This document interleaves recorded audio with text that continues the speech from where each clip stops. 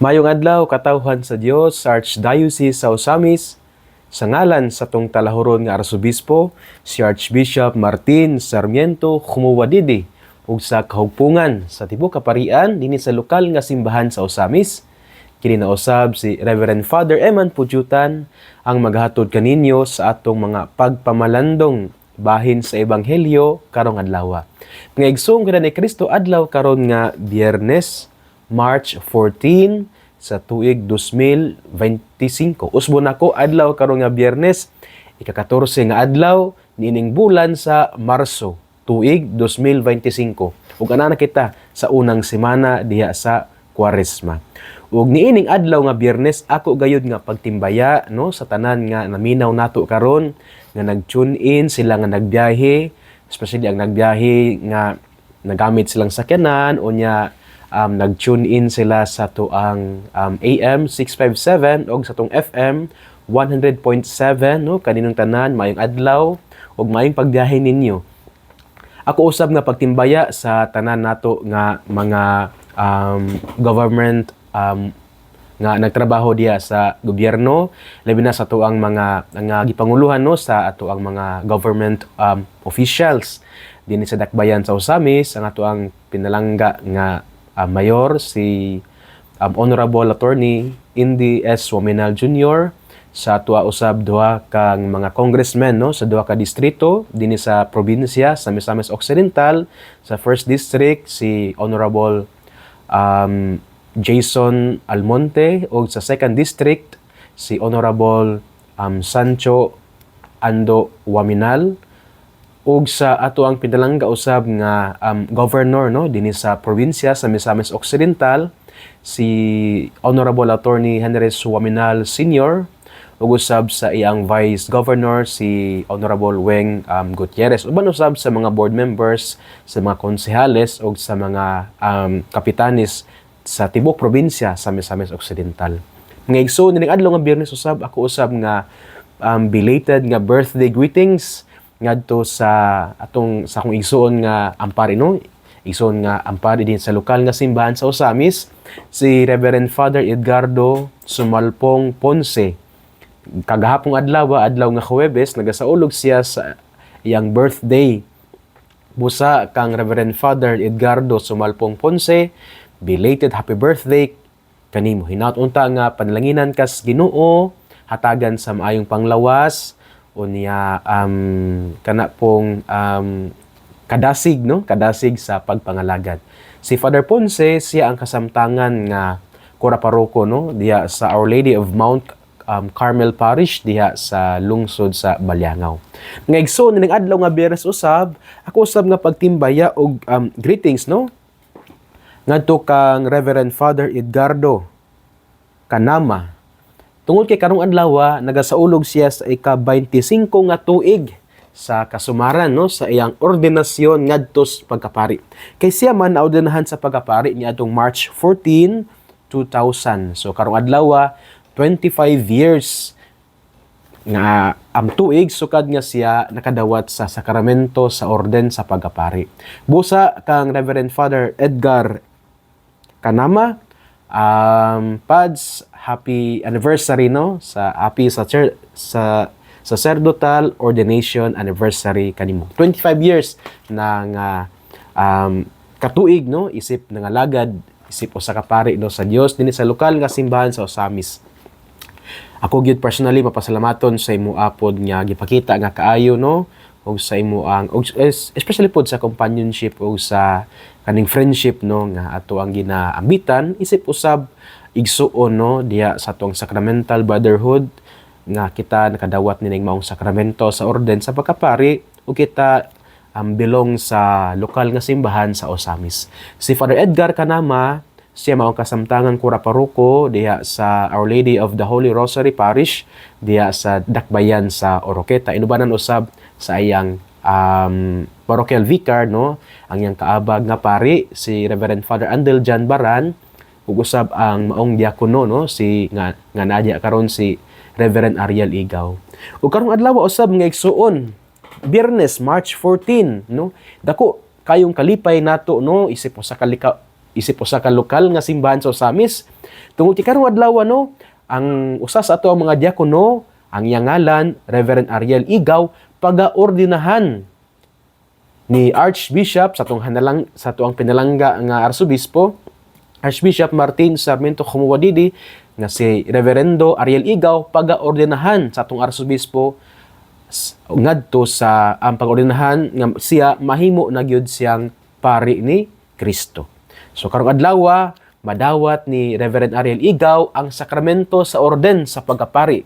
Tungod kay siya pagaordinahan man sa tuang halangdon nga Arsobispo. Karong adlaw asa dapita didto sa parokya sa Holy Rosary Parish sa Dakbayan sa Oroqueta sa may alas 9 sa buntag. Busa uban sa dakong kalipay nato no, makikiusa kita kang Reverend Ariel Igaw diya sa adlaw sa iyang ordinasyon sa pagkapari. Kung dili ka ta makatambong na may laing pamaagi aron nga kita makigtambayayong niya, makiguban niya diya sa iyang dakong kalipay, pinaagi sa tuang mga pag-ampo. Busa ato kining iampo mga igsoon, kining dakong hitabo no, misteryosong hitabo dinhi sa tuang lokal nga simbahan. Well, misteryoso wala nagpasabot nga kanang katingalahan nga di masabtan. Well, misteryoso tungod kay nining ordinasyon sa pagkapari kini man usa ka kasinatian diha sa dili matugkad nga gugma ug kaluoy sa Ginoo nga iyang gipakita ug iyang gihatag ngadto sa pag-ordinahan. Busa misteryoso siya mo nang iniining dako nga kasaulugan, misteryoso nga kasaulugan atong iampo aron kini mahimong magmalampuson. Usab atong iampo ang pagaordinahan nga si Reverendo Ariel Igaw nga mudawat nining maong sakramento sa orden sa pagapari pinagi sa pagpandong sa Arsobispo nga siya mudawat diya sa kasing-kasing nga madagayaon ug kasing-kasing usab nga kana bitawng pure heart nga mudawat ni ini. Busa no, kang Reverend Ariel Igaw, congratulations. Gani iniguman nining maong pamalandong. Muadto ako sa parokya sa Oroqueta aron nga motambong sa mao ang dako kayo nga kasaulugan. Talagsaon nga kasaulugan, misteryoso nga kasaulugan dinhi sa tong lokal nga simbahan sa Osamis.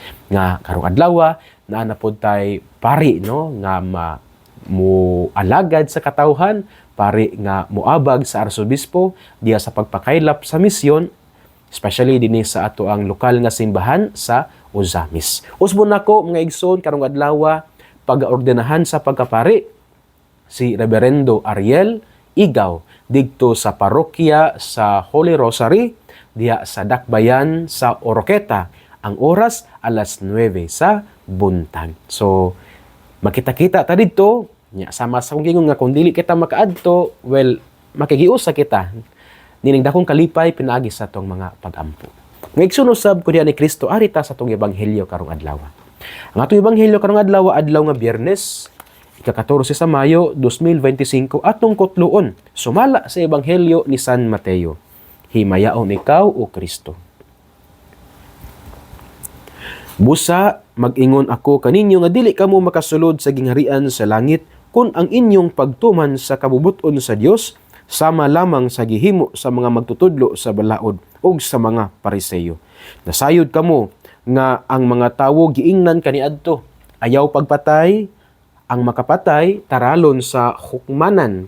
Apan sultihan ko kamo nga ang masuko sa iyang isig katawo dadon ngadto sa maghuhukom ug ang maghingalag kuwanggol sa iyang isig katawo taralon ngadto sa labawng hukmanan.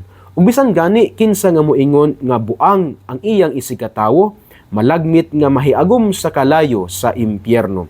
Busa inigdala na nimo sa imong halad sa Dios ngadto sa halaran ug didto mahinumduman mo nga nasilo kanimo ang imong isig katawo, biyae ang imong halad atubangan sa halaran ug adtua dayon ang imong isig katawo ug pagig-uli una kaniya. Unya balik sa halaran ug ihalad ang imong halad sa Dios. Kung may mukiha kanimo ug dadon kaniya sa hukmanan, pakighusay kaniya samtang may panahon pa ug wala pa kamo moabot didto. Kay kun kamo moabot sa hukmanan, itugyan kaniya sa huwes ug ang huwes mutugyan kanimo sa pulis ug ibalhog ka sa bilangguan. Ug timan bilangguon ka didto hangtod kabayran mo sa hingpit ang imong multa. Ngaigsuon ko diyan ni Kristo ang ebanghelyo sa Ginoo. Daygon ikaw o Kristo. Ngaigsuon ko diyan ni Kristo nining adlaw nga Biyernes no, ika-14 sa Mayo sa Marso, ika-14 sa Marso sa tuig 2025. Ang atong ebanghelyo atong ikutlo. Sumala sa ebanghelyo ni San Mateo kapitulo 5, 20 hangtod sa 26. Dir atong nadungog kining nindot kayo nga pagtulun-an ni Hesukristo bahin sa una sa unsa gyoy pinakatumong or purpose nganong mo sunod kita og balaod.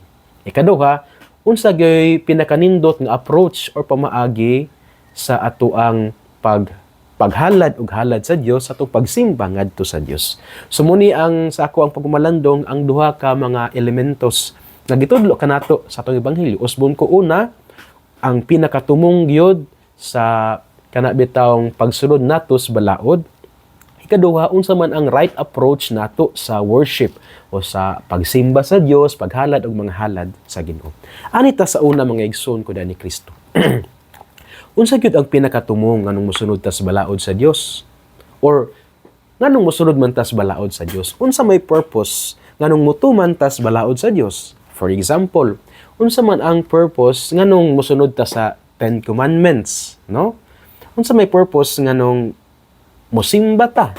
Unsa man ang pinaka-purpose nganong magtuman ta nganong mo-obey ta sa mga balaod sa Ginoo? Well, ang bottom line mao gayud nga kita motuman nining balaod sa Ginoo, kita mosunod sa kabubuton sa Dios, kita mosunod sa 10 Commandments sa Ginoo. Dili lang for the sake of following the rules. Dili lang for the sake of following the commandments. Kana bang wala lang kay motuman ko niini tungod kay mo man kinahanglan maning tumanon kay sugo man sa Ginoo. Mutuman ko nining mga balaod tungod kay kinahanglan maning tumanon kay mao man ang giingon sa Ginoo. Taphaw ra kaayo ni siya nga rason mga igsoon ko diyan ni Kristo.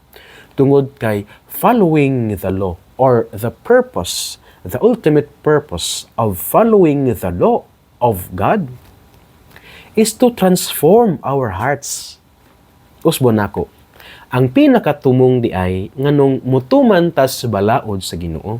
Ang pinakataas kaayo nga tumong nganong mosunod ta sa balaod sa Ginoo. Dili lang for the sake nga ning sunod kita. Pero aron nga ato ang i-transform atong usbon, ato bitawng i-transform ang ato ang mga kasing-kasing. Why? Because true righteousness, ang tinuod nga pagkamaayo or pagkamatarong is not just about following the law, but about transforming the heart.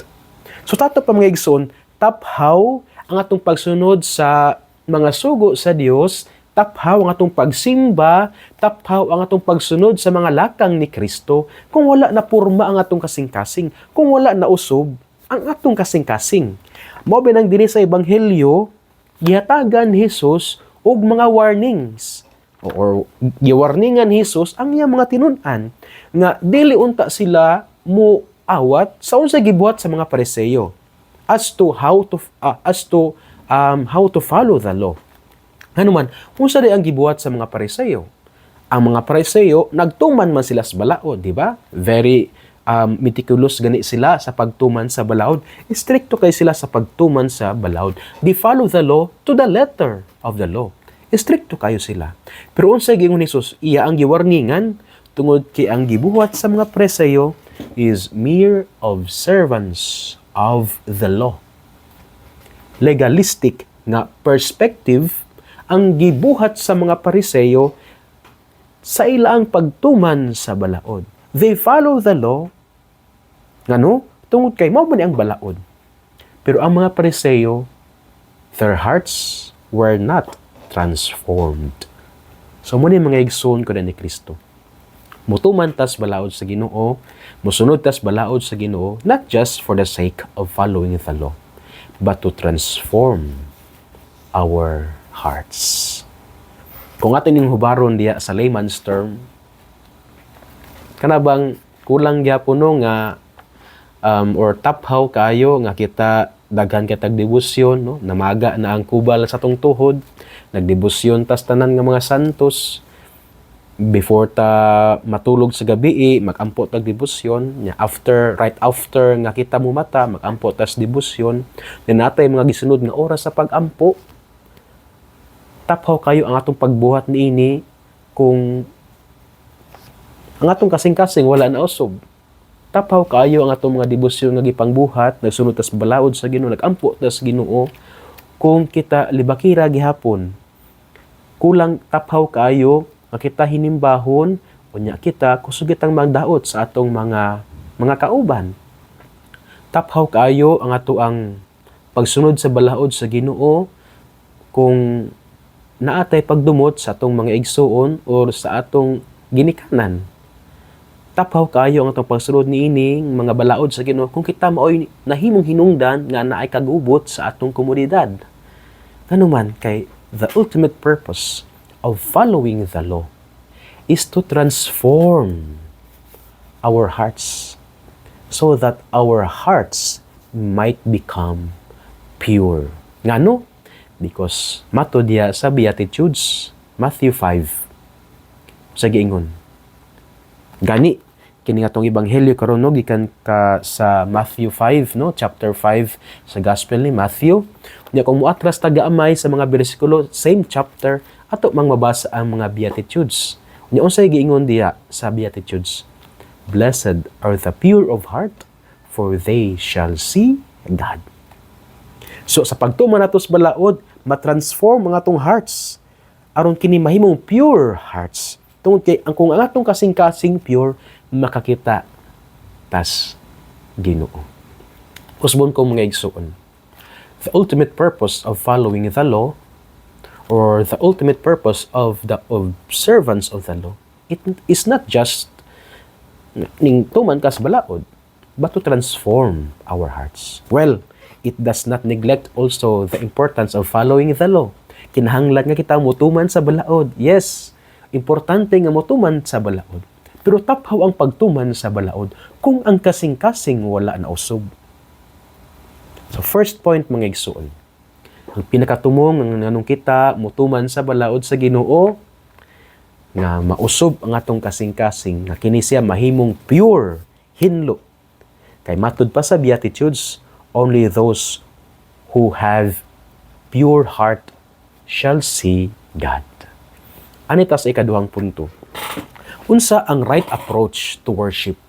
Or unsa na to pagduol ang mga pagampo sa Ginoo? Unsa man ang kanabitawong attitude nato nga kita muadto sa halaran aron mohalad sa halad sa Dios?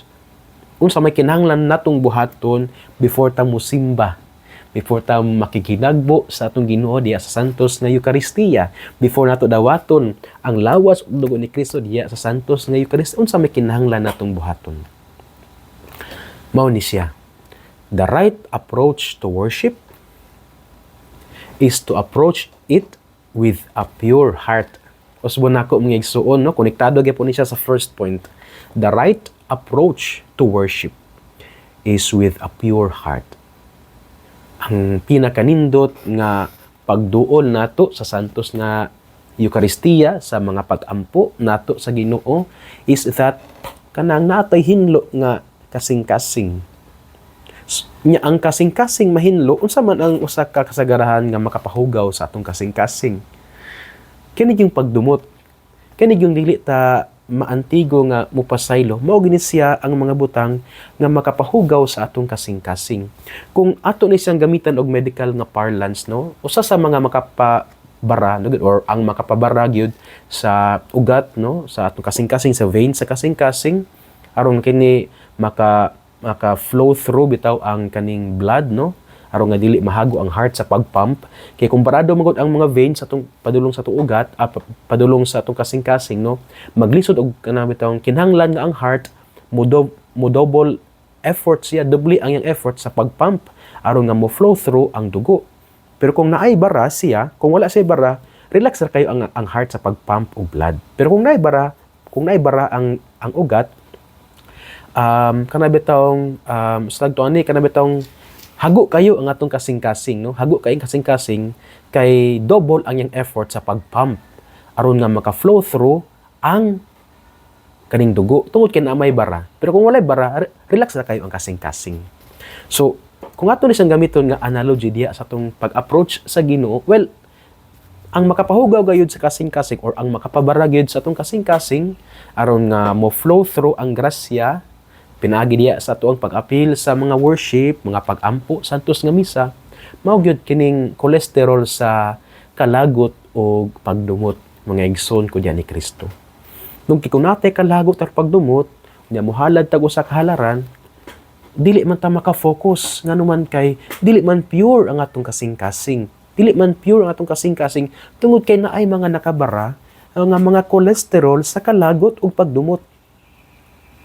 Dili bitaw sa ebanghelyo gipaklaro man ni Kristo nga kung mohalag kag halaran didto sa Ginoo unya nahinumdom ka or kung naa kay igsuon diin nga kamong duha naamoy butang nga nasilo kamo or nakapasakit ba kaniya or siya kanang gipasakitan kaniya usa gingon Hesus sa ebanghelyo biyae ang imong halad diha sa halaran ug pakig-uli kaniya. After nga ikaw makig-uli kaniya, balik ug ihalad ang halad nimo ngadto sa Dios. Nganuman, tungod kay the right approach to worship is with a pure heart. Ang pure heart signifies or means nga walay mga bara sa kalagot ug pagdumot. So muna yung mga igsoon ko ni Kristo. Naabay kung atong i-check ang atong kasing-kasing, pure ba? Ang atong kasing-kasing. Basin biya ang atong kasing-kasing, no? Ang tanan nga mga ugat sa atong kasing-kasing na anay bara sa kolesterol, sa kalagot o pagdumot. Ato ning wadon, pinagi sa sakramento, sa pakikiuli, no? O kanabitang paghinulsol. The sacrament of penance and reconciliation. Mabitaw diri sa katapusang bahin sa ebanghelyo, giingon din nga pakig-uli sa tawo nga kung naay tawo nga mukiha kanimo ug dadon kanya sa hukmanan before niya siya mahitabo nga dadon kanya sa hukmanan pakig-uli kaniya. Reconciliation, paghinulsol, penance. Tungod kay mao man ang pamaagi aron ang kolesterol sa kalagot ug pagdumot nga maoy ning bara sa grasya sa Dios aron nga moabot sa atong kinabuhi mawala siya kining kolesterol sa kalagot ug pagdumot. Mga igsoon, usbo nako, the right approach to worship is with a pure heart. Yang pure heart means walay bara sa kalagot ug pagdumot dinhi sa atong kasing-kasing. Aron nga kung kini mawala, makahalad ta og halad nga makapahimuot ngadto sa Dios. Mga igsoon kada ni Kristo, usbo nako, duha ka punto ang akong gipaambit karong adlaw. Una, the ultimate purpose of following the law is not just mere observance of it, but the transformation of our hearts. Kita musunod sa balaod. Dili lang kay for the sake nga ni sunod kita. Importante ang musunod sa balaod. Pero ang pinakatumong nini, mao nga mausob ang atong kasing-kasing. Ikaduha, the right approach to worship is with a pure heart. Kung mo halad kita ag halad, kung mo simbak kita sa Dios, kinahanglan nga before ta moadto sa halaran, before ta moadto sa Dios, makihinagbo kaniya de santos nga misa, before ta magampo, dapat na atay kasing-kasing nga hinlo. Ang kasing-kasing nga hinlo makabot lang kung atong walaon ang kolesterol sa kalagot ug pagdumot. Ug kini mawala pinagi sa sakramento sa penance and reconciliation. Sakramento sa paghinulsol o pakighiuli. Okay? Ngayon ko na ni Kristo, din hinala ko kutob sa kong mga pagpumalandong sa ebanghelyo nato karong adlaw. At hinumduman kanunay ha, ngang pulong sa Dios, kinahanglan ginatong paminawon, pamalandungan ug paningkamutan nga puy-an diha no sa atong kinabuhi. Kay bulahan kayo ang tawo nga naning kamot nga magpuyo sa mga pulong nga Jesus. Sama siya sa usa ka kahoy nga gitanom daplin sa sapa kansang dahon dili gayud malaya. Unya tiempo sa timbunga siya mohatag og maayong bunga. Before ko muhatag sa final blessing usbon nako no, karong adlaw ordination, priestly ordination ni Reverendo Ariel Igaw dito sa Oroqueta, sa parokya sa Holy Rosary sa Dakbayan sa Oroqueta, alas 9 sa buntag. Busa mangadto kita, ang dili makaadto, well makigiusa kita diha sa pag-ampo. Ug karong adlaw usab no, Presbyteral Ordination Anniversary no sa Coraparoco sa Oroqueta, si Reverend Father Edgar Kanama. 25 years na siya diya sa pagkapari. Nya nindot kay bakay. Kani ba si Father Kanama uyuan maguni siya ni Reverendo Ariel Igaw. Nya karong adlaw nagasaulog si Father Edgar Kanama sa iyang ika-25 nga tuig no sa pagkapari. Ang angkol unya ang pag-umangkon nga si Reverendo Ariel Igaw mudawat usab sa sakramento sa orden sa pagkapari. Coincidence ba? Well, makaingon tag coincidence, but at the bottom line, through the eyes of faith, kini siya matawag nato og God's providence. Ngigsuon ko ni Kristo uban sa pangaliya sa atong mahal nga inahan ang Birhen Maria nga gisangpit natong misamisnon nga Birhen sa kuta. Ang Dios unta magapanalangin kaninyo kanunay sa ngalan sa Amahan ug sa Anak ug sa Espiritu Santo. Amen. Mag-adlaw, mag-amping ug ki Dios li siempre bendiga.